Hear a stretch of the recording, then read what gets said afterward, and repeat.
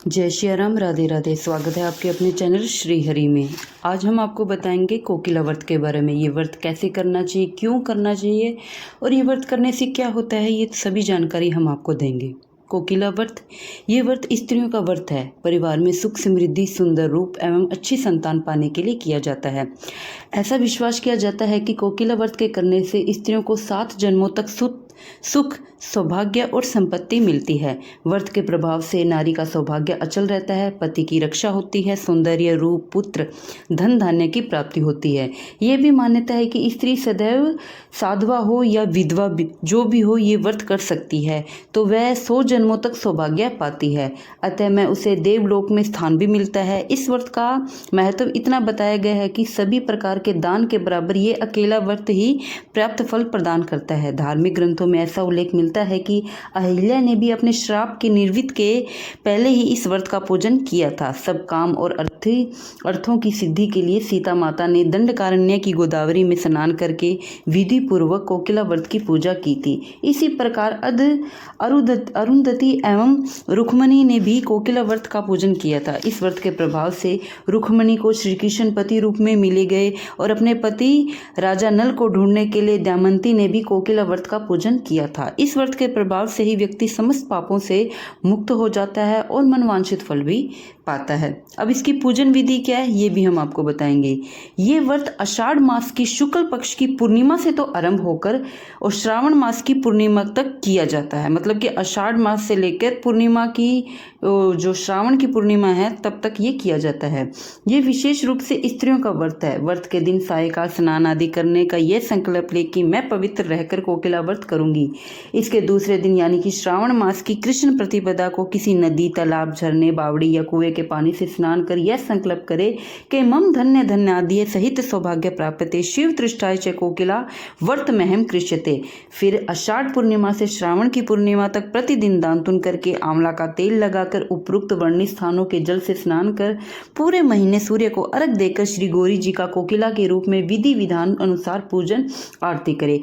सायकाल को एक समय हविष्यान का भोजन करके ब्रह्मचार्य का पालन करते हुए सभी मनुष्यों के प्रति दया भाव रखते हुए जमीन पर सोए। इस व्रत में पहले 8 दिन तक आंवले का और महीने के शेष दिनों में उपटन लगाने का विधान है। व्रत पूरा हो जाने पर इसका उद्यापन अवश्य करना चाहिए। अब हम इसकी कहानी बताते हैं। इस व्रत की कथा का उल्लेख श्री वाहरा पुराण में इस प्रकार हुआ है। जब दक्ष को प्रजापति की पदवी मिली तब प्रसन्न होकर उन्होंने एक विशाल यज्ञ का आयोजन किया। उसमें ब्रह्मा, विष्णु, इंद्र आदि सभी देवताओं एवं ऋषि मुनियों को निमंत्रण किया गया। केवल भगवान शिव को निमंत्रण नहीं किया गया। जब नारद मुनि यज्ञ स्थल पर पहुंचे तो वहां शिव का खाली आसन देखकर उन्हें बड़ा आश्चर्य हुआ। वे जल्दी से कैलाश पर्वत पहुंचे और शिव जी को यह जानकारी दी। इसे अपना अनादर समझकर भगवान शिव कुपित हो उठे। तब माता पार्वती ने उन्हें समझाया कि आप शांत हो जाइए। तत्पश्चात गणेश जी का हाथ पकड़कर नारद मुनि के साथ माता पार्वती यज्ञ स्थल पर यह सोचकर पहुंची कि उनके इस अनुचित कार्य के लिए उन्हें दंड दूंगी। लेकिन वहां राजा दक्ष के डर से उनसे कोई नहीं बोला। नारद ने पुनः कैलाश आकर शिव जी को सारा हाल सुनाया। इस पर क्रोधित होकर उन्होंने अपनी जटाएं फटकारी, जिससे लाल लाल आंखों वाला वीरभद्र नामक एक भयानक गण प्रकट हुआ। शिव जी ने उस दक्ष का यज्ञ विध्वंस करने की आज्ञा दी। उसने अनेक देवताओं को मारा और अंग भंग कर दिया। उसने दक्ष का सिर भी काट डाला, जो उठकर शिव की जटाओं में विलीन हो गया। वीरभद्र ने भी उन्हें यज्ञ विध्वंस करने की जानकारी दी। फिर भी शिव जी का क्रोध शांत न हुआ। जब ब्रह्मा, विष्णु आदि देवता शिव के पास आकर प्रार्थना करने लगे तब वह प्रसन्न हुए और सब मरे हुए देवताओं को पुनः जीवित कर दिया। जिनके अंग भंग हुए थे सब शिव जी की कृपा दृष्टि से ठीक हो गए। राजा दक्ष उठकर शिव जी के चरणों में गिर गया और अपने अपराध की क्षमा मांगने लगा। इस पर भगवान शिव ने उन्हें अपने हाथों से ऊपर उठाया और समझाया कि त्रिदेवों में सब अब किसी का अपमान न करना। यज्ञ विकारणी महासती को शिव ने दक्ष के यज्ञ में विघ्न डालने के अपराध में 10,000 वर्ष तक कोयल बनकर वन में विचरण करने का श्राप दिया। श्रापवश वह कई युग तक कोयल के रूप में पृथ्वी पर विचरण करते रही। श्राप की समाप्ति पर उन्हें इसके बाद फिर से मानव शरीर मिला। पार्वती हिमाचल की पुत्री बनी और तपस्या करके शिव को पुण्य प्राप्त किया। तभी से इस कोकिला व्रत का प्रचलन हुआ है। इस व्रत को जो भी स्त्री करेगी वह कभी दाम्पत्य सुख से वंचित नहीं होगी, ऐसा शिव जी ने वरदान दिया है। तो जितनी भी महिलाएं हैं वो चाहती है कि उनके पति की लंबी उम्र हो, सुख समृद्धि हो, उनके संतान हो।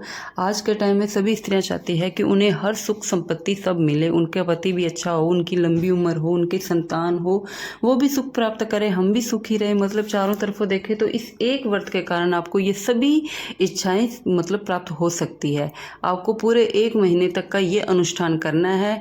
अगर आप कर सकती हो तो बहुत अच्छी बात है, अगर नहीं कर सकती तो कोई बात नहीं। आपको शिव जी के जाप भी करने चाहिए इस महीने में। अगर आप ऐसे करते हो तो उसका भी आपको फल प्राप्त होता है। पर लेकिन अगर आपके शरीर में हिम्मत है, अगर आप उपवास कर सकते हो तो आपको ये व्रत अवश्य करना चाहिए। वीडियो अगर अच्छी लगी तो वीडियो को शेयर कीजिए। बने रहे हमारे साथ। जय श्री राम, राधे राधे, जय सीताराम।